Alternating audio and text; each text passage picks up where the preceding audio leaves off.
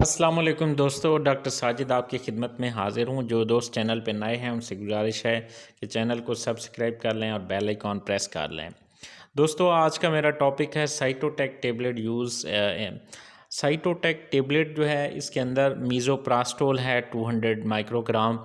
तो ये जो मीज़ोप्रास्टोल है इसकी जो इंडिकेशंस हैं, आम तौर पे यूजुअली ये टेबलेट जो है इनिशिएशन ऑफ लेबर के लिए इस्तेमाल होती है और डायलिटेशन ऑफ वेजाइना के लिए इस्तेमाल होती है ड्यूरिंग द चाइल्ड बर्थ।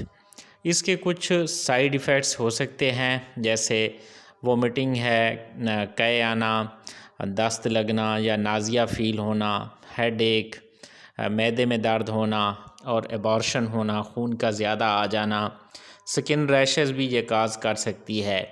इसकी जो कंट्रा इंडिकेशंस हैं, प्रेगनेंसी के दौरान जो है ये गोली आपने इस्तेमाल नहीं करनी है।